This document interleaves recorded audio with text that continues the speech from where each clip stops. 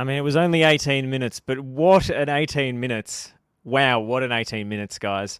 Welcome to TNC's World Cup Daily. France for Australia 1. My name is Josh Parrish. I've got Nick Debano and Damir Kulash with me. Gentlemen, massive ticker from you guys showing up once again for this podcast with very, very little sleep. I think our audience will be in much the same boat. But I have to say, when Craig Goodwin put that hashtag goals and assists, Craig Goodwin put that ball in the back of the net, I made a noise that I didn't know I was capable of making while watching the Socceroos. My cat that was sitting next to me on the couch jumped about 6 feet in the air and scampered away for the next half an hour. I got very excited. I was beating my chest. I had the Aussie DNA pumping. But it didn't take long for the reality brick to the face. And that's what we got. And in my opinion, Damir Kulash, I think we got what we deserved. I think so. And it probably could have even been more when you think about some of the chances that France had towards the end of the first half, but also in the second line. Beige had a good clearance just before the goal line. Matt Ryan was forced to make a late save. And France exploited a lot of Australia's weaknesses in defence, particularly in those fullback areas with the pace that they've got to burn with the likes of Mbappe, Dembele. I thought Griezmann, he didn't get on the score sheet, but he had an excellent game. And it's a game of what ifs for Australia, but I also think that at the end of the day, France just had too much quality. And there are questions to be asked of the approach that Graham Arnold employed. And also the narratives that will come out of this game will invariably be France are just too good. We gave it our best shot. There's not much else we could have done when you're facing the likes of Mbappe, Giroud, who equaled Thierry Henry's all-time record for goals for the French national team. But ultimately, when you go 1-0 up and then you end up losing 4-1, it's definitely a story of what went wrong. I mean, Nick, what went wrong in your opinion? Actually, no. I'll start with the positives. I'll start with the positive. All right, let's Let's start on a good note, Josh. Yeah, let's start on a good note. What was your reaction when the goal went in? Similar to yours in regards to the pet reaction, because my cat was also sitting in between my brother and I, and he had an absolute heart attack. But yeah, no, honestly, it was stunned shock because it was funny. In the lead up, my brother and I were talking about how dire Australia were looking in possession in some moments. We're talking about, no Hrustic, how we're going to be able to advance the ball, this, that. Then you see Harry Sutar play that ball, and it's like, hang on a second, what's going on here? And it was stunned shock. And I was actually waiting for the goal to be chalked off because I thought, seeing how many disallowed goals there's going to be, VAR is going to find something. But then when realizing that Lucas Hernandez actually just injured himself and Matt Leckie, took a nice touch and got around him, it was like, oh my God, we're leading? We're actually in front? And so you're telling me there's a chance? There was a bit of stunned shock, Jesus, we could actually do this. And to the Socceroos' credit, they started the game really well. They had the right mentality. They took it to France. They wanted to spook them, to shock them from the get-go, and they did. But after that, you're 1-0 up. You were showing that there's a way to break down this team by going at it. And we'll talk about another team that went out a big favorite last night and showed that you don't have to defend, by putting 11 players behind the ball, and that's not the only way to stop a good team. But you can be proactive. And I know France have a lot more quality than Australia, but it's not like Australia didn't test France. And I think that the fact that they allowed and they invited all that pressure from guys who can create something from nothing and have guys like Mbappe and Dembele and Griezmann, and you have crosses coming in from guys like Hernandez, you're going to be putting yourself under pressure. And Australia did that. And the goals, they came from a lot of very similar plays, a lot of crosses into the box, and some of the defending, in particular for the third goal for Mbappe's header, was not great. I mean, how is Kylian Mbappe getting open in the box for a header in between Kai Rolls and Harry Sutar?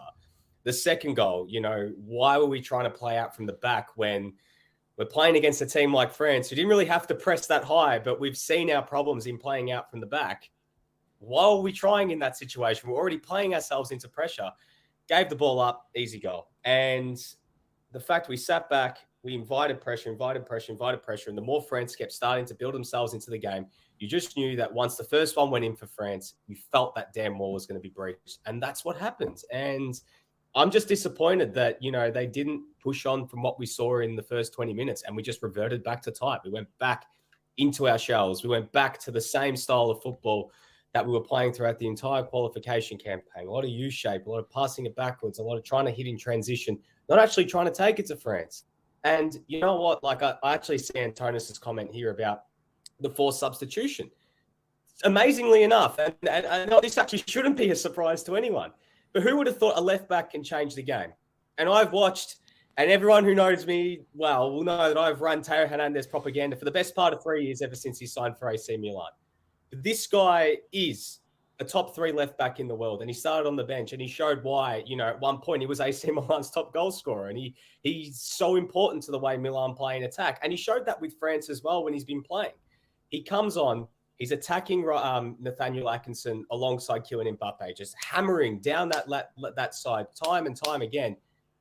What's Nathaniel Atkinson going to do when you got those two guys coming at you each time? Like, it's so hard to defend. And yeah, he changed the game. He got balls into the area. And when you got someone like Giroud, who knows Teo Hernandez very well, considering who they both play for at club level, that was that. And you know what? We're not out of it in this group, but a -3 goal difference. We've been in this situation before. Remember what happened in 2010, having a bad goal difference and what that meant. We missed out on goal difference in the end, again, through the round of 16. So it's not over, but I can't help but have a bit, like, as much as there was so much good in that first 20 minutes, there's that familiar sinking feeling again to come out of the last 70.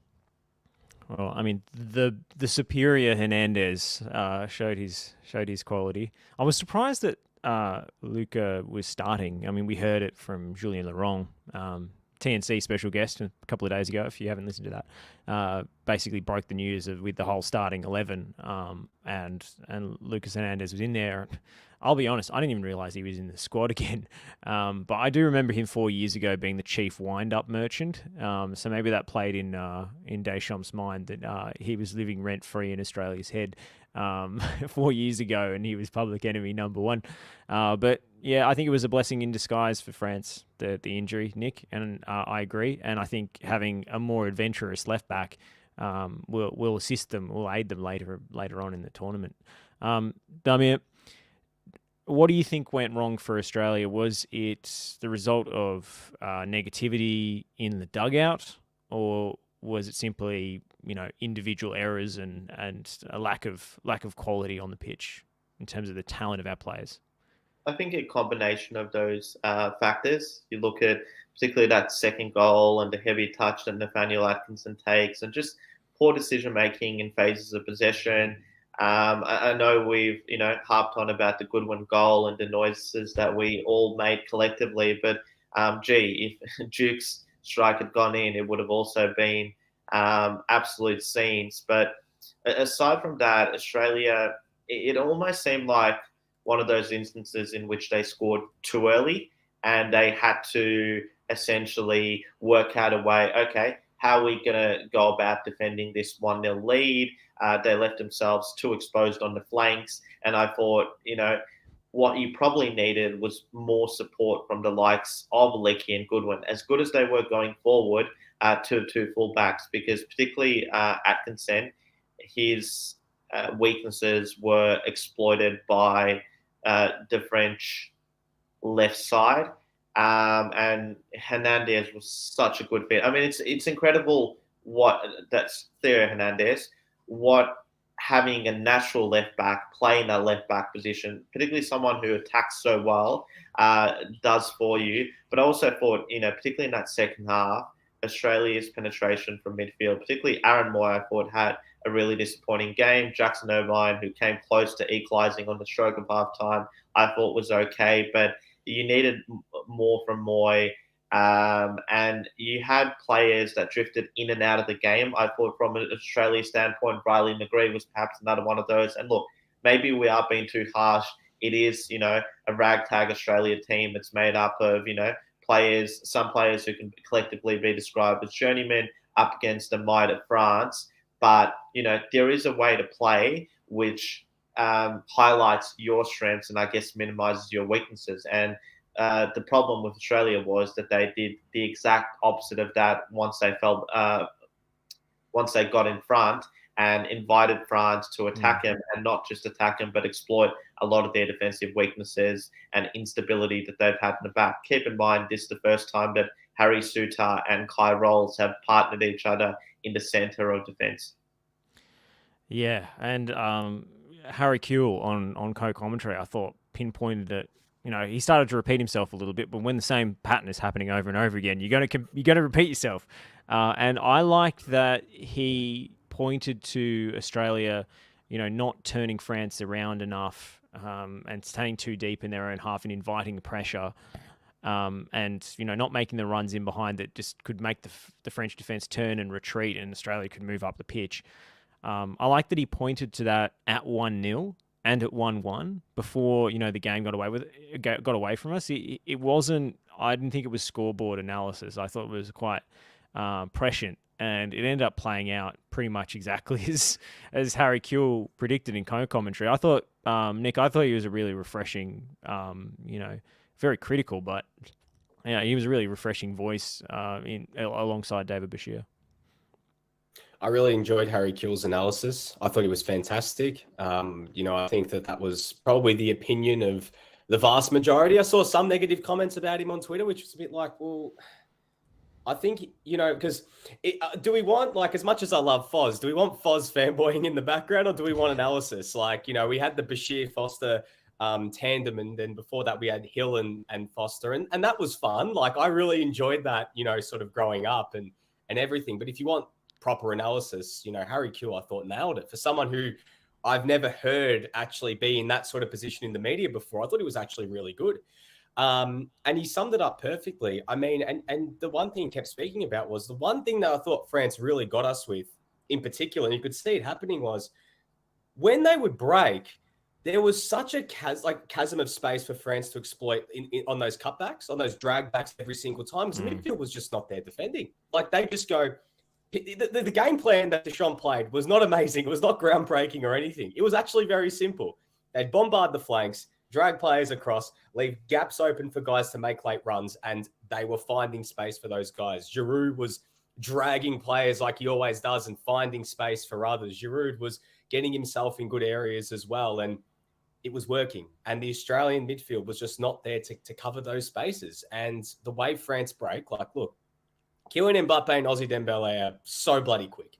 And Aziz Behich and Nathaniel Atkinson will roller skates every single time. But that's on the midfield as well to be ready for that. As you mentioned to me, Goodwin and Lecky probably need to provide more support in those areas. But yeah, look, it wasn't as if France did anything groundbreaking. It was what we expected from Deschamps ball. Deschamps ball is not, one of the best styles of footballs we've come to know over the last, almost a decade now. It's not subtle. It's not subtle. No, and it works. It won them a World Cup. It's simple, but it worked. It doesn't win a lot of admirers, but against teams like Australia and smaller teams, it pulls them apart. Better teams, I think, down the track in this tournament will probably, be able to pick up on those weaknesses and be able to defend them a little bit more. So I'm curious to see, at least from a French point of view, what happens in the next two games, particularly against Denmark, because that now shapes up as a monster clash, because Denmark would probably feel quite disappointed that they didn't get a win this morning in a game that probably they would have expected to get 3 points in. And having gone back, and I didn't get a chance to watch the full game, but having gone back and watched the highlights in the second half particularly, they had some really good chances to win the game, a goal disallowed as well. And it suddenly now shapes up with this group. And this is what the beauty is. At least Australia now aren't in this situation of being 3-3-0-0. It's 3-1-1-0. So it's not over yet, at least from an Australian point of view. There's a lot to ponder going into that Tunisia game. But based off some of the energy Tunisia was showing, I think from a Tunisian standpoint, they'd be taking a lot of confidence seeing what Australia dished up, and probably by the same token going, these guys are right for the picking. We can come right at these guys and we can win this game. So it's going to be an intriguing contest on Saturday night. But a question to both of you guys. What are you changing in the starting lineup? Do you make many changes? Do you stick with what you saw? Because I think there has to be at least 3 or 4 changes. Dami, you want to go first? Yeah, I think the obvious one is probably bring in Rustic. And Agreed, that's the plan from what we've been told. And he didn't come on in the second half, which I thought was a bit surprising, but maybe that was Arnie's concession that let's save him up for the Tunisia game. Hopefully he's ready to start that game and he comes in for McBree. McGree. I'd probably say one of Karacic or Deganek to come in for Atkinson. It was interesting. Arnie gave Deganek 5+, whatever there was at a time towards the end of the game to replace Atkinson. And I'd probably say that, Kai Rolls, I'd take him out of the starting lineup and put Bailey Wright in there. I think Bailey Wright, he's more assured. He's got the experience. He's got familiarity playing with Harry Sutar. So I'd say that they're the three obvious ones. If you're maybe being, a bit too critical, you'd probably change something in the front third as well. I don't see him taking out Irvine or Moy. I don't think you should take out Irvine. Moy's maybe a different question. Does someone like a Cammy Devlin come in? Probably not. But those are the three obvious ones. And if there's any more, I'd like to hear from you guys. Yeah, I agree with all of those. I thought Moy was very poor this morning, and it's nothing we haven't seen from him. Since his career has kind of gone into decline since he went to China, and then didn't play much and so forth. But you talk about those cutbacks, Nick, and defense on the edge of the box, the midfield not getting back in time. That's due to Moy's distinct lack of athleticism at this stage of his career when he's playing as the deepest midfielder, as the cat runs across my screen. He doesn't provide much defensive cover. He's quite lethargic. Irvine can't really play there because he's much better if he can actually get into the box, and he did nearly score the equaliser. Let's not forget he hit the post, so he's good as a late arrival in the opposition box. So that means he can't play as a six, and there are deficiencies in his game in regards to his distribution and so forth that preclude him from playing there. So I think Devlin's a decent shout just to give us a bit more dynamism at the base of midfield. I mean, Moy looked pretty good in the first 15 minutes when Rabiot and Griezmann were very passive and they were giving him lots and lots of time on the ball. But after that, France kind of got a kick up the arse and started actually pressing and forced a lot of mistakes. I thought Atkins, I have sympathy for Bajic because he was doing everything right. He just got torched by Dembele, who's very quick, and he got isolated one-on-one very frequently. Atkinson, I felt it was less to do with just being outmatched physically and more that his positioning was bad. His body position was bad. He didn't know what was happening behind him a lot of the time. He's watching the ball. He wasn't anticipating. I think there are huge defensive deficiencies in his game that were exposed, and I would be bringing in Deganek or Karacic or Deng, whoever the best performing option at training is in defence at right back. Rolls, I thought, had a lack of chemistry with Sutar, as you say, Damir. He left Rabiot all alone to go and double up on Giroud after a corner, and he really should have known that Rabiot was there and left a free header. Again, miscommunication between those two, letting Mbappe between them to score an under-post header is pretty poor, even though it was a really good cross. So, there were a lot of moments where Rolls looked pretty out of his depth. We got serious problems across the back line, to be honest. Yeah, no, absolutely. And I personally, if I was coaching, I mean, a lot of people would probably say, at least in regards to Aaron Moy, that they'd stick with it. But I've never been a fan of Moy playing as a six full stop. If I was coaching personally, I'd be going with Cammy Devlin just based off natural fit and based off adding that bit of dynamism in midfield, as you mentioned, Josh, because as Geraldo also has in the comments here about, the frustrated shout out to everyone lauding Moy in a terribly low intensity game against Peru. He probably looked better against Peru because, as mentioned, it was a low intensity game. He had time on the ball.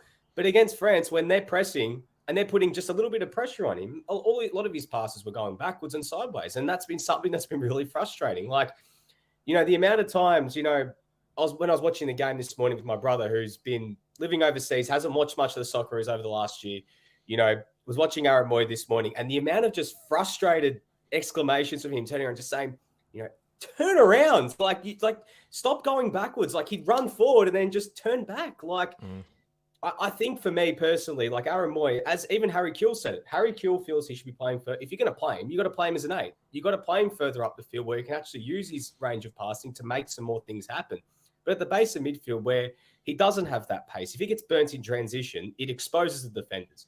He's not going to win the hard-nosed tackle that Cam Devlin is. For me, Devlin's got to, if I was doing it, I don't think it will, but Devlin for me has got to start. Frank Karacic for me has to come in at right back. I think this morning, as you mentioned, Josh, exposed that Nate Atkinson is not a natural right back. He's a wing back. He's a winger. Like, he's not, an out-and-out right back, and that got exposed this morning. I think if we're playing a back 5, it might work if he has that extra cover. But you know what? Like, we weren't. So if we're going to change to a back 5, maybe. But against Tunisia, I couldn't see that happening.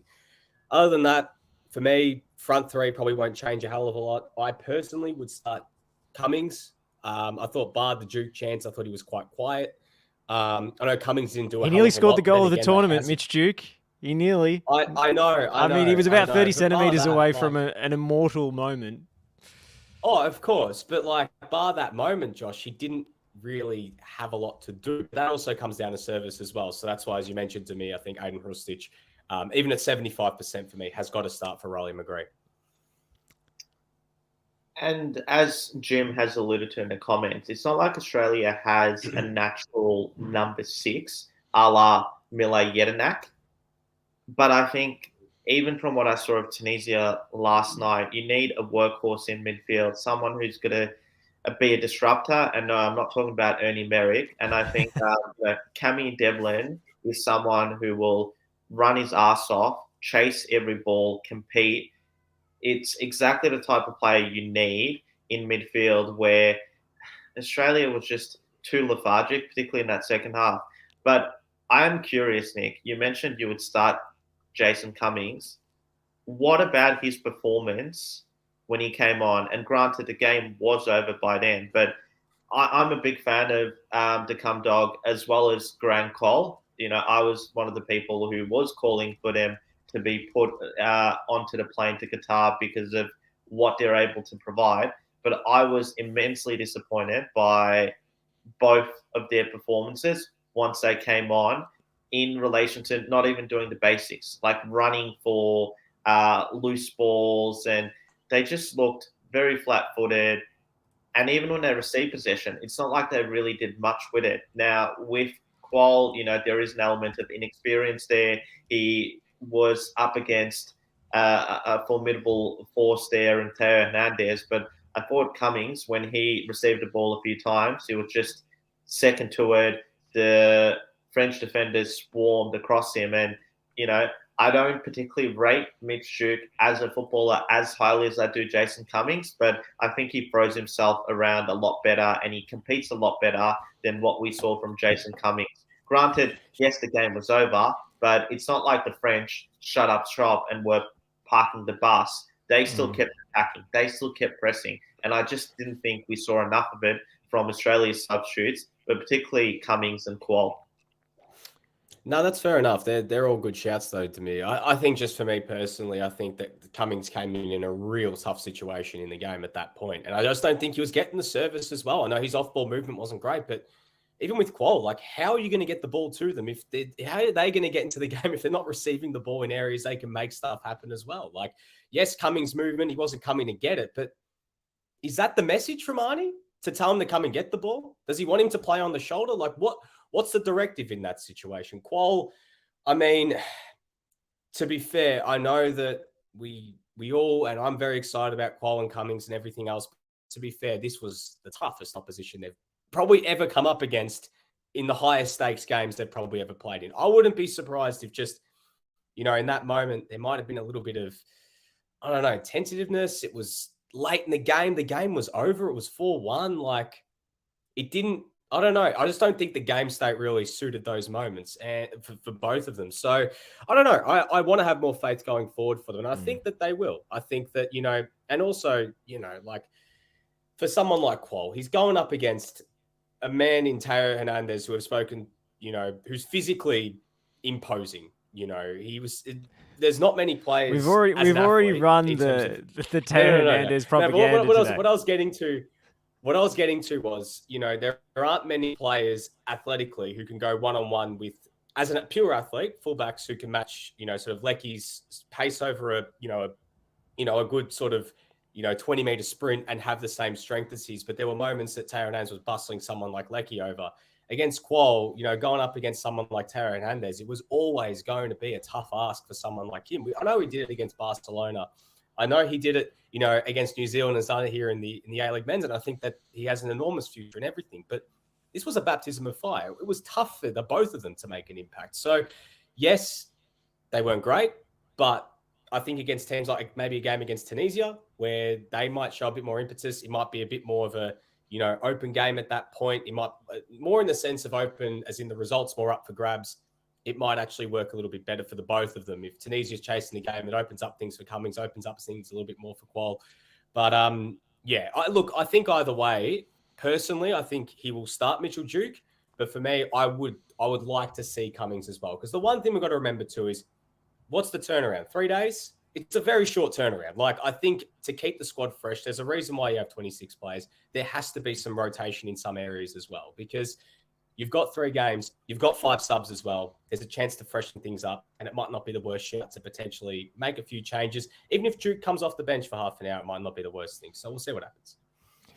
I have said this previously. I thought Duke was the wrong choice to start against France because we just weren't going to be in crossing positions that often, and that's his main benefit, is that he can attack crosses really well. Like, it's not just that he's big and good in the air, it's that his timing of his runs into the box to attack an aerial ball is really good, and he's like quite lithe and athletic in terms of his jumping ability. He's seen him score diving headers in the A-League, things like that. But yeah, we just weren't in crossing positions very often.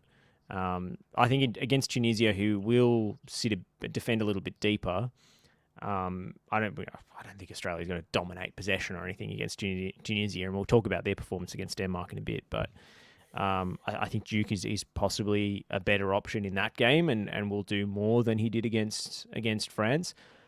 Today, I actually felt that McLaren could have been useful just to turn France around, just because we knew we were going to be on the edge of our own box. Just one ball over the top, let him chase something into a channel. France puts it out for a throw or whatever, and we're up the pitch. Like, just a bit of pace. I was disappointed with Cummings. Like, it's a no-win situation, really. But he could have pushed his case a little bit more convincingly, as could Qual. But I still think Qual, just because he needs one moment where he gets the ball in transition and can run at a defender, he's still a good roll of the dice with 20 minutes left in the game. Dummy? And I guess Goodwin with the opener, he wouldn't have been starting had it not been for Martin Boyle's injury.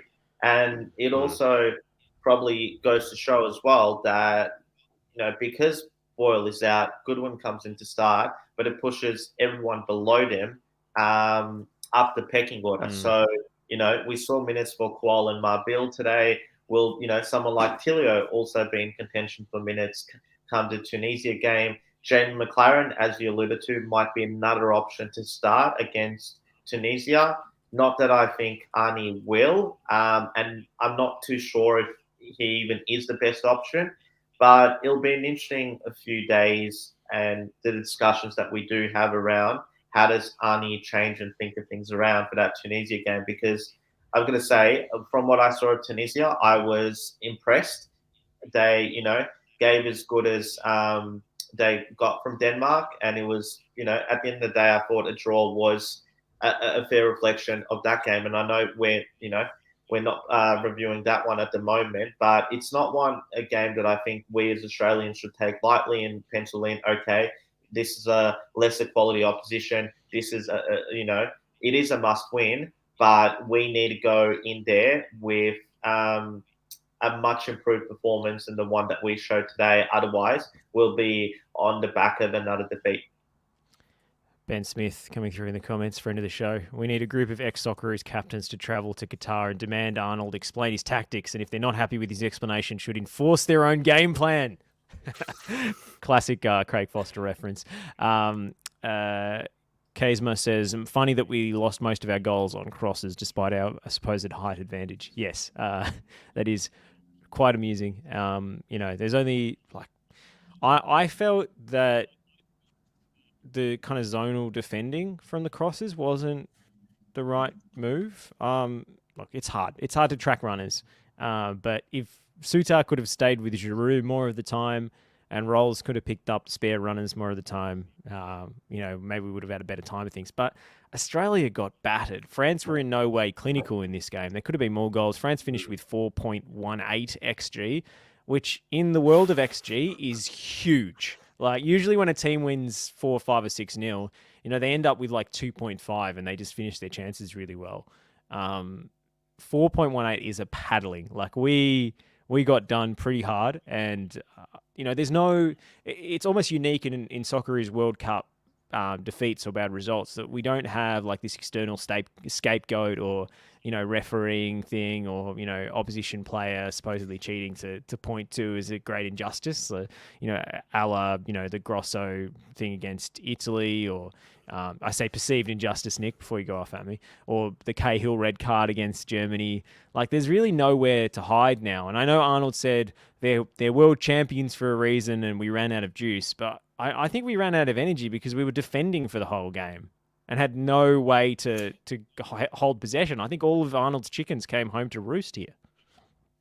Yeah, no, absolutely. And I think, at least from, as we mentioned, from a French point of view, it's not like it was like it was a statement win for them. It wasn't, the game that made us all go, yep, France are going to go back to back. Like, it was an important win for them, though, because obviously the World Cup curse and all the lingering doubt heading into this tournament. But it's not as if they weren't right for the picking. This team they're not that, like, I don't want to disrespect them straight up by saying they're not like, they're not it. But I just think against better teams, they're going to get exposed. And, as much as they've got a lot of individual talent, there's going to be moments in games where they're going to be coming up against better teams. And, especially with that midfield duo of Rabiot and Chouameni, they're going to be, if they don't change that up, like, it's two very sort of, nondescript eights. Is that really going to change things a hell of a lot against better teams? Griezmann is not Antoine Griezmann of old. Like, there were some good moments, but you saw that he's just not the same player. Giroud backing up at 36 years old on 3-day turnarounds, as much as he is, some of the stuff he does is Herculean. Whether he can keep that going by himself or whether they look to change things up with guys like Marcus Thuram, etc., it's going to be interesting. But from a Socceroos point of view, I think the Tunisia game's massive. I think the Tunisia game is I think you guys will have to hold the Socceroos. fort for a couple of minutes. I clearly have to feed my cat. Yes, go for it, Josh. But to me, I guess Socceroos Tunisia.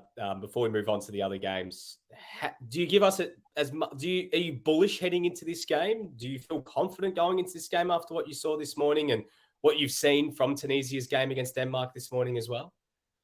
I wouldn't say I'm bullish or confident. I think it's going to be an incredibly tricky game for us because we haven't played a team like Tunisia quite a while. From what I saw, they're quite dynamic. Interestingly, Kazri didn't play last night, which I assume is because of injury, but there wasn't anything reported to indicate as such. Look, can Australia beat Tunisia? Of course they can. But, a lot of those defensive issues will need to be stamped out. The midfield just needs to be better, and Moy is a key part of that. And like we've discussed, is Arnie going to make the big call and drop him to the bench? I don't know. But then again, who expected him to drop Trent Sainsbury out of the 26 that we all expected him to be named in and, be a potential starter for this game against France? It wasn't to be. And also on that note, I just think we need more experience in that defense, and Rolls and Atkinson will need to make way in order for that defense to look more competent. yes, Beige had his issues as well, but, what's the alternative there? Joel King, Craig Goodwin in a more defensive-minded role. I'm not too sure whether that will improve things. And, the weight of expectation on the Socceroos will be quite large to get something out of that game. But I do wonder whether it's a repeat of maybe, you could say 2005 when we played Tunisia at the Confederations Cup after two respectable performances against Germany and Argentina, in which, we did concede quite a lot, but we also did score. And, we just end up being second best. A comment came through a while ago from Jim. One thing I will say is my 9-year-old was up and jumping around when Goodwin scored, and that memory will stick. And that's what the World Cup and football is all about, really. And honestly, yes, at least we had a moment. At least we had a moment of, pure joy. And we all saw, I think, the video going around of the limbs at Fed Square and everything. Yeah. And also from open play. Yes, well. our first open play goal since the Cahill volley against the Netherlands in 2014. Can you believe? Exactly, and I mentioned this on Twitter, but it's a special moment for Craig Goodwin, someone who didn't exactly have it easy when he became a professional footballer, or even in the years before that. I think initially Adelaide United passed on the opportunity to sign him in much the same way that Melbourne Victory at the time passed on the opportunity to sign Matthew Leckie, and you saw the two of them combine for that first goal, despite their sort of contrasting but also similar beginnings in the A-League, where Leckie made a name for himself at Adelaide after initially being frozen out of Melbourne, and likewise as well with Goodwin. I do remember attending that Melbourne derby in which he made his breakthrough and really impressed. Had that move to Newcastle before finding himself back at Adelaide, where he won a championship, had a couple of years in the Netherlands, where he saved Sparta Rotterdam from relegation on the final day with a goal and assist. He is a specialist when it comes to that. But I also did ask the question of, I know he's turning 31, but is there a potential European move for him, particularly to the homeland of his parents in Scotland, given that so many Socceroos and particularly active Socceroos play there in January? I know Adelaide United fans will probably not want to hear any of that, but you do have to wonder whether a moment like that sort of captures the attention of a few clubs in Europe, particularly maybe in Scotland, where so many Aussies are doing quite well at the moment. Someone has asked in the comments, can you talk about Ryan? I think it was on Twitter. Yeah, he made, I think, a grand total of one save. Was he blameless for these goals? I don't think he could have done much more, to be honest. I think in the lead up to Australia, France's second goal, it was, he shouldn't have played that goal kick short in that situation because France was so high at the pitch. That was a terrible decision. But apart from that, I don't think there's much Mitch Langerak could have done, for example, to make the scoreline more flattering. Yeah, but he does seem a bit. Sorry, go on to me. Sorry. No, I was going to say, bit of internet freezing going on. He does seem a bit flat-footed in relation to reaction speed. Like a previous incarnation of Matt Ryan had a bit more reflex to him, whereas I feel like tonight, I think you're right, Josh. I don't think he could have done much, but at the same time, he is. We didn't see any of the vintage Matt Ryan of old saves where he comes out and he sticks a nine out when you just didn't expect him to make a save in that given situation. Also, I believe tonight he overtook Mark Schwarzer as the goalkeeper with the most appearances for Australia at the World Cup. But if when you look at the options behind him in relation to Redmayne and Vukovic, irrespective of what limitations or the poor form that he's perceived to be in, I wouldn't be making any changes in goals. And I think the message that we got from Langerak not being included in the squad is that Arnie wants Ryan to feel assured, wants him to feel confident, and the last thing that he'd be doing is replacing him ahead of such an important game against Tunisia. Antonis in the comments, referring to Goodwin, he signed a new long-term deal, so any club that is after Goodwin would have to pay. Also, I'm sure he had offers, but sounds like he wants to be in Adelaide. Definitely deserves a bigger stage.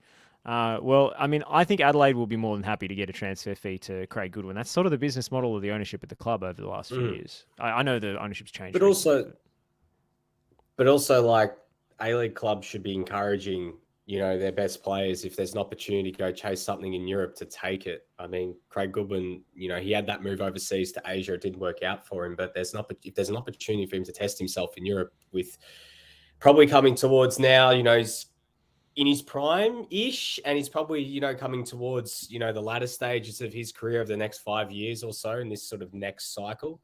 I think he should test himself. There's an opportunity for him to go to Europe and do something. I think that Adelaide shouldn't stand in his way. Whether that's just a hypothetical, who knows? But I think that this morning, the fact he scored, scoring at a World Cup does carry a lot of weight. So, there might be some clubs saying, you know what, like, why don't we take a look at him in January, maybe even on a short-term thing. So we'll see what happens. But yeah, in terms of Matt Ryan, just one last point on it. I don't think there's anything he could have done. Like, I think he was the least of our problems today. Demir, you make a good point. Maybe it's just as well a lack of game time, a lack of confidence. I mean, at Copenhagen, he's literally in a civil war with his backup goalkeeper.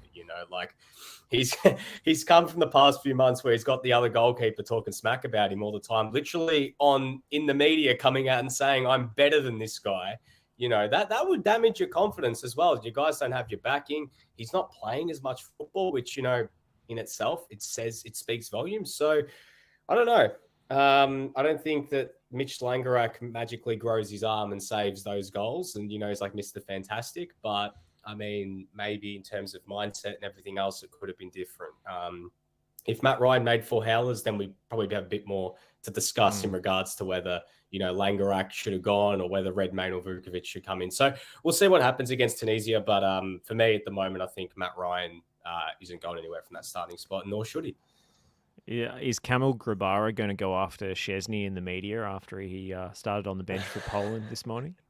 I mean, Szczesny kept a clean sheet, so maybe there's not much to criticize. Well, Grabara was also not included in the initial 26-man squad for Poland up until an injury to, the name escapes me, but he's a Serie A goalkeeper, Nick.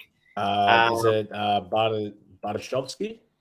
Dragovski, is it? Yeah, Dragovski from Spezia. Yeah. So I don't think it's his place to be ruffling any feathers in the Polish camp, particularly after a result which, despite what it could have been with the Lewandowski penalty, still keeps Poland in an interesting position. And, I guess that might be a good segue into Group C and the upset of the night that we saw, Josh.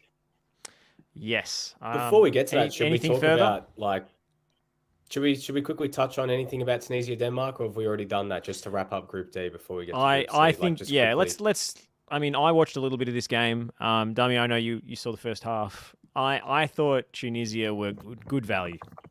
They, to me, were everything that Graham Arnold kind of wishes his Socceroos team were, in terms of like an in-your-face, high-intensity, living and dying for the shirt kind of outfit. To be fair, the crowd had a huge impact on that. They were awesome, the Tunisia supporters. Best atmosphere of the World Cup so far, Tunisian fans. And their coach is just like a ball of energy and stress on the sideline. He was literally like eating his fist in the last few minutes when they were defending Denmark corners, and then just like biting his fingernails off really theatrically. It was great. I thought they were really good value. They didn't press super high up the park, but they were just getting pressure to the ball so quickly in sort of mid-block and making it difficult for Denmark, who, everybody's darlings, everybody's dark horse, but I'm not really buying the Denmark hype after that. I thought they were pretty average. Yeah, and something that Nick touched upon in yesterday's show was, despite the collective quality that Denmark have across the pitch, I mean, you look at that 3-man central defensive those central defenders that they had in Anderson, Kjaer, and Christensen, as good as most other nations in this tournament, but they do have a deficiency up front, particularly in that number 9 position. And I think you saw that last night. Dolberg didn't have a particularly good game. In relation to that energy that you mentioned, Josh Lyduni, he was getting up and about for just basically every passage of play that he was involved in, every clearance. He's celebrating almost as if he's, cleared it off the line. And, that support. And, that was one of the things when the draw came in that I thought about the Tunisia game. This is a World Cup that is being held in Arab country. The Arab countries who have qualified for it are traveling in good numbers. You get a lot of other people from non-participating Arab countries that are also attending the tournament, and they generally tend to want to see their fellow Arabs do quite well at the tournament. And last night was no different. It wasn't just Tunisians in the crowd that were roaring them on to win. And I do wonder, when was the last time Socceroos have played in such an intense atmosphere? Like, you look at that game against Saudi Arabia we played, that was a dead rubber. By that time, Saudi Arabia had already qualified. It's going to be an interesting watch on Saturday night because, I came away from that game thinking Tunisia are a lot better than I guess a lot of people thought. I didn't have them, going down too easily. I thought that they'd make quite a fist of it. But to take a point away from Denmark, it sets them up nicely for this Australia game. And a bit like how it is for us, all hands on deck for the 3 points. It's going to be exactly the same for them. And they're going to be hoping that France does the business against Denmark in the other game. So we might see a weakened France in their final group game against the Tunisians. Just saw stats come through in our chat. Nick Stoll pointing out, come on the show, Nick Stoll, come on. Nick Stoll pointing out that Australia is top of the XG conceded table. Get this, Iran lost 6-2, and their XG conceded was 2.1. Australia was 4.2. So by the Iran metric, we should have lost 12-0 or 12-4. If we'll talk about later about what a certain scoreline could have been if it wasn't for VAR, but there could have very well been 12 goals in another game earlier today for a team that lost. But in regards to Denmark and Tunisia, from what the limited little bit that I saw, the one thing I really, really liked was the performance as well of Issam Jabali up top. He had some good moments. He was causing havoc. Like, there were bits he was out getting past the centre backs. Like, had Kjaer on skates at some bit. And he looked like he's going to be an absolute handful on the weekend. As you mentioned earlier to me, they didn't even have to play Wabib Khazri, who's arguably their best player. I don't know if there's an injury. I don't know if he's just out of favour. Maybe we're just stuck on the NRI train that he actually played in the Premier League for Sunderland like 6 years ago now, and we think that he's still that guy. Hannibal Mejri got 10 minutes at the end. Obviously, I think he's someone to certainly keep an eye on, due to his ties and potential. But Denmark built into the game. They had a goal disallowed at the end.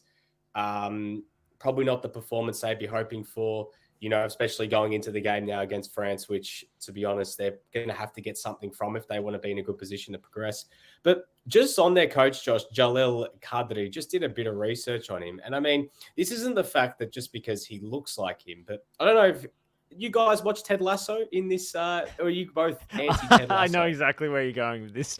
Are you both anti-Ted Lasso or pro-Ted Lasso? I think it's really lame. I can't deal with. I think it's overrated. Okay. Yeah, but we're both bitter, twisted, and cynical, Damir. So we can't get right behind the message of positivity. This isn't the positive vibe of it, but this is like one of the storylines. Like, if you just watch it and you're around, you understand. He just reminds me of Nate of Ted Lasso, not just because of the way he looks, but also his story. Was just doing a quick read through his Wikipedia bio. So he was the assistant to their former coach, Monder Kebair. I think I'm saying that correctly. And then he became head coach during AFCON. And actually, they won a game because Kebair got COVID. And he won that game that was actually against Nigeria. So they beat Nigeria 1-0. And then a few weeks later, after they got eliminated, he became the head coach. So, he sort of, kind of came in and usurped him and showed, hey, he's the wonder kid. So maybe, it's not the Wunder kid. He's actually the wonder kid. So, we'll see. Maybe there's a similar sort of storyline. Maybe he's nervous because he's worried, am I supposed to be here? But, hey, you know what? It's exciting. It's another storyline to keep an eye on. I think that there has been probably with us. Sorry, go on. No, I was just going to say, hopefully Tunisia get through and play the USA at some point, and we get the Ted Lasso derby.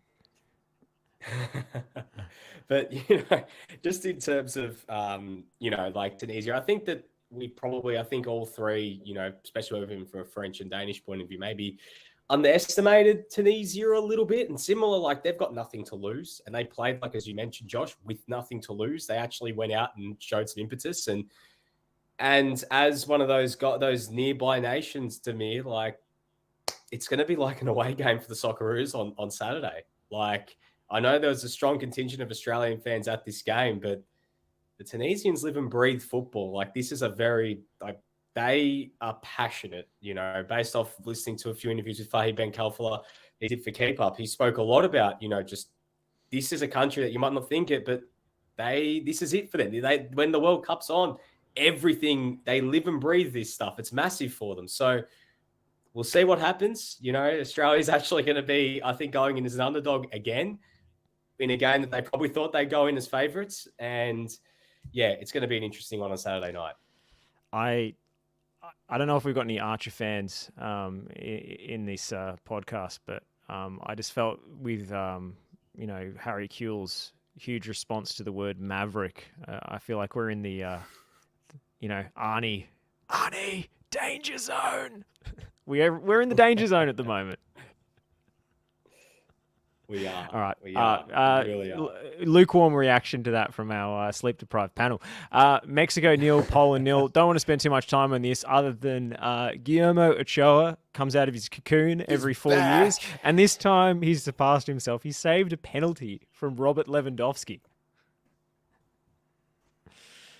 Just unbelievable. I mean, that's really all we need to go on this game because it was a miserable 0-0 draw. Let go. Oh, look, no, just quietly. Like, if you're going to save a penalty from someone, do it from one of the most prolific strikers of the last decade. He just finds a new way to just baffle and do amazing things at the World Cup. It's like he literally becomes prime Buffon when the World Cup's on. Guy Ochoa just goes to another level. It's like he turns Super Saiyan.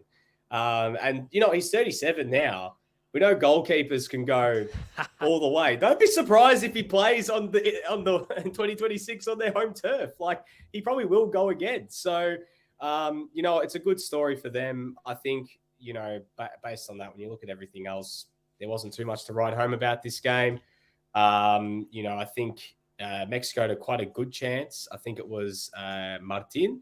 It was Henry Martin with his header. I was just making sure made sure it was him who was actually got the header and forced a good save out of Chesney. But bar that, there wasn't too much about this game to me.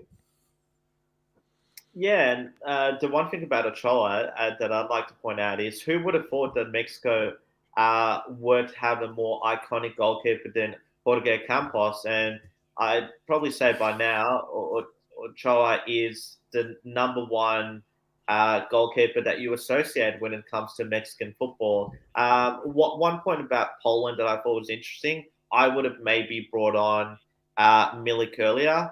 As you mentioned yesterday, Nick, he's had a fairly respectful season so far for Juventus. He's had to start, particularly in the last number of games in the last month due to Vlahovic's injury. The fact that he only got 3 minutes plus at a time coming on for Zielinski is maybe an opportunity missed for Poland, but the big storyline to come out of that game is Robert Lewandowski again misfiring for Poland at a major tournament. I know he ended the last Euros quite well with a number of goals, including a spectacular one against Sweden in St. Petersburg, but as a whole, I think, when you look at his body of work over the course of the last decade, you're just expecting more from him. And it's just not happening in a Polish shirt. And the first result of the night leaves both these teams in an interesting position because they have to play Argentina, an Argentina team that will need victory at all costs.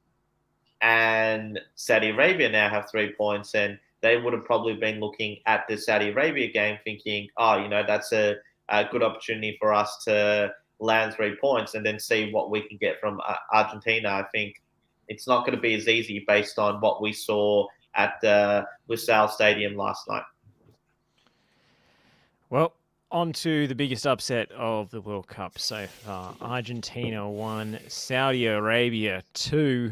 Honestly, I mean, Saudi Arabia second in the XG conceded tally, and that's not including all the disallowed goals and disallowed chances that went against them. But they survived the barrage. They came out in the second half and turned it around with 2 spectacular goals. Salam Al-Dosri, the hero. This was spectacular, Nick. Oh, you know what? Last night, that game, it was an experience. It wasn't just a football game. It was an experience because it was like, I went into that game thinking, Saudis are going to be very conservative. There was a lot of memories probably still from that opening game in 2018. We were speaking about who was the coach back then. Obviously, it was Pizzi, and they got battered by Russia. And probably, it's a very different team, very different coach, very different set of circumstances with, considering Saudi Arabia is pretty close to Russia as well. So, for the traveling fans, it's not like it was, too much of a difference in terms of travel. But like Hervé Renard has, just going to sum it up, he's got big cojones the way he played and put his team out there to play against Argentina. Going up against the World Cup favourites, you could very easily put players behind the ball and, try and frustrate, hit on the break. This guy he said, stuff your Messi, stuff your Lautaro, stuff your Di Maria, try beat our offside trap, try beat our high line. And to their credit, it worked. The amount of disallowed goals was nuts. And considering our VAR is picking up on the slightest bit of any body part being off, it works to their advantage. It was fantastic. And when it was 1-0, I still thought Argentina were going to run all over them because they had control. They were creating opportunities, but the Saudis just kept coming. And then once the first one went in, both goals, not just the Al-Dosri goal, even the first goal, unbelievable finishes. And, Christian Romero, very suspect defending for the first goal, I thought, and Demir, I'll ask you this one as well a bit later, but Lisandro Martinez not starting, I thought was a little bit strange. I thought that, he actually came on, I thought did all right. But they forced Argentina in that last bit of the game when it was 2-1. They were so disciplined then defensively, even though that was still showing impetus to go for the game and still want to go for the kill shot, to get numbers back, to force them into crosses to very small players. They don't have someone like a Higuain who can bring the ball down now. They're crossing to guys like Messi and Julian Alvarez who aren't tall players. And that was working perfectly into Saudi Arabia's, tactics. Their goalkeeper was brilliant. Their defense was brilliant. Some of the tackles, talking about, big defensive moments, like some of those just pinpoint challenges and, desperate defending was unbelievable. And I've got to give Hervé Renard a shitload of credit. He coached that game brilliantly. Can't, heap any more praise on him than that. And I don't know what's going to happen after this World Cup in terms of his situation with Saudi Arabia. I know Geraldo said it, and I saw he brought the tweet back up from about a year ago now that the Socceroos should look at him as an Arnold successor. You know what? I think there's going to be bigger nations looking at Hervé Renard potentially than the Socceroos potentially after this World Cup because his stocks have gone through the roof. Whether this is just an aberration now for the Saudis and whether they can build off this and, top and progress, like akin to what Costa Rica did, but actually not playing such a, defensive branded style of football like they did in 2014, they can dare to dream. They're in an awesome position. So we'll see what happens from here. But kudos to Hervé Renard, kudos to the Saudi national team. They play brilliantly. The only manager to have lost to Boston United in League Two and beaten Argentina in a World Cup. He used to coach Cambridge. This guy's come a long way. And I don't think that record is ever going to be matched somehow. But yeah, what do you make of it, Damir? Hervé Renard for Socceroos? Well, based on last night, probably say that the Saudis will do everything in their power to, and considerable power, might I add, to keep him. And if not, I'm sure he'd be prized away from more lucrative coaching jobs, whether it's in the Middle East, whether it's in Europe, and so on. Wow, what a game. What an upset. And sorry to bring up bad memories, Nick, but probably the biggest World Cup upset since Costa Rica, Italy in 2014. It's just incredible scoreline. incredible, Vafanculo, says Nick. incredible few minutes where, we all came to the realization, oh, wow, it's 1-1. We've got a game on our hands. Oh, my God, it's 2-1. Saudi Arabia is winning. And apart from a few chances here and there, and many of them were half chances, Argentina didn't really look like scoring. I mean, the Saudi Arabian goalkeeper, Mohamed Al Awais, I thought was heroic in between the sticks. Those dives to catch the ball. He may have put a bit of mayo on them, but so what? It was just an incredible moment, an incredible experience for everyone in attendance, and I guess all of us who were viewing it, watching just the shock of the tournament so far. And I mean, there's probably going to be other shocks, but it'll just be hard to beat this one, considering the unbeaten run Argentina were on. They're coming into the tournament as one of two favourites, if not the favourite, given that they beat Brazil in the Copa America last year, Messi's last dance. It just seemed to be written for Argentina to make real light work of them, particularly in that first half. We saw, I wasn't a fan of the penalty, but I guess a precedent has been set that they'll look for anything, or will be, I guess, refereeing it a bit more strictly than club football, where we see, I guess, a more liberal interpretation of handling in the area and some of the bodily contact. But I must admit, I didn't see much wrong with one of those Martinez offsides, given that it was his arm that was, or the entirety of his arm that was offside, and not any other body part. But well, that's because they changed the handball rule to the guideline is now the shirt. So yeah, it's legal to play the ball with your upper arm and your shoulder now, and therefore it is part of your body that can be deemed offside, which I think is an unexpected consequence of that rule. Yeah.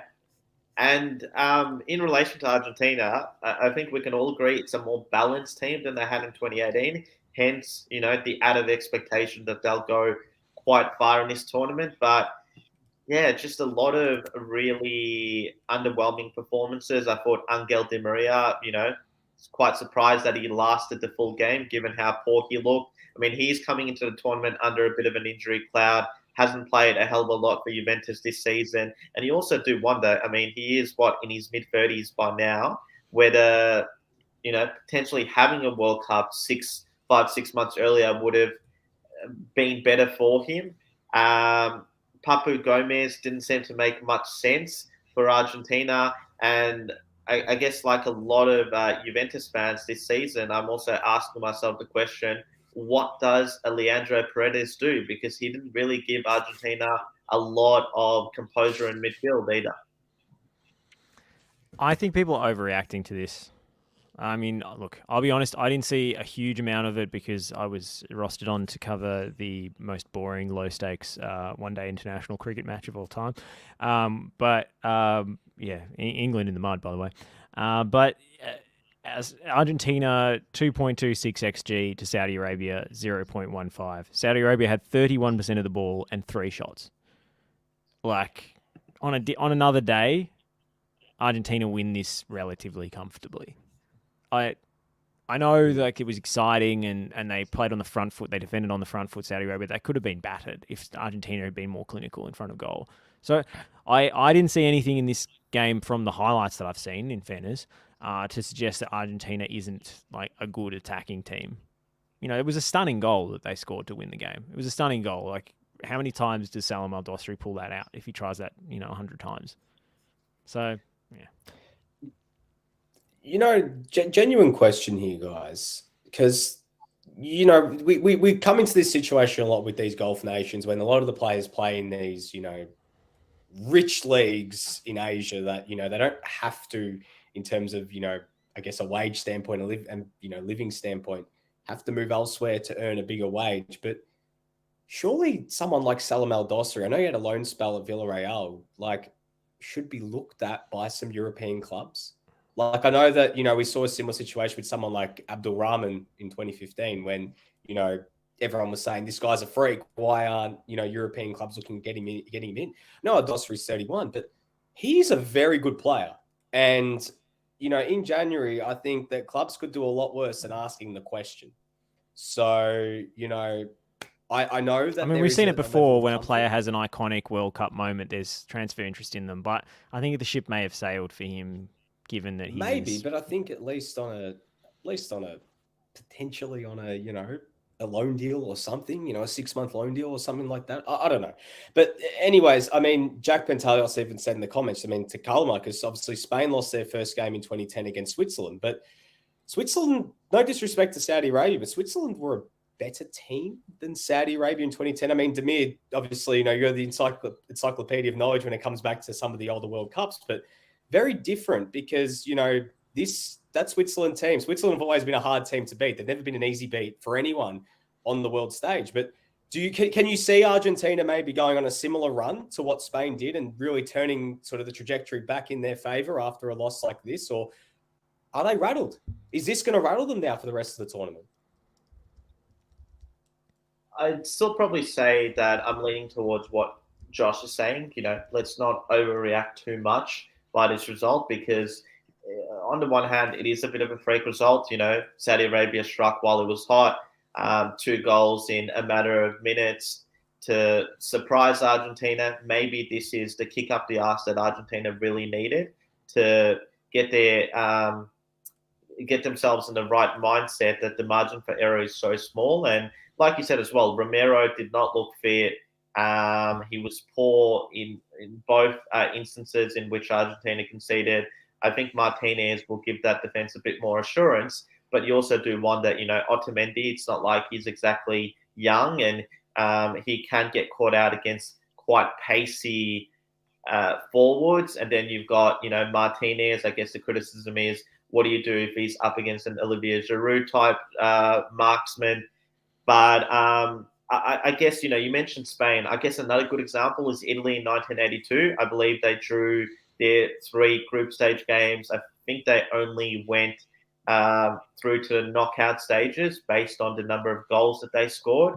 And, you know, one of those draws was against, at the time, tournament debutants Cameroon. So, and you know, similarly enough, Argentina in 1990 lost their opening game to Cameroon as defending champions, but that sort of galvanized them to be better, and that led to a run to the final where they lost to West Germany. So we do have historical precedents that, hey, you know what, if you lose in a surprise shock loss against heavily unfancied team in the first game, it doesn't necessarily mean that your tournament's over. In fact, you can actually go far as long as you right the wrongs and look better. And also keep in mind that, you know, one player that they didn't put on last night who might become an option for them later on in the tournament should Argentina progress is Paulo Dybala. Not that he's exactly had a great time of things when he has represented Argentina, but he might be a player who gives them an X factor in subsequent games. Nick, did you want to jump in, or you? I was just going to say one thing, but I realized they're 2 different NBA finals. So looking at Jack's comment that it's like game 1 of the 98 finals for the Bulls and how the Jazz won that.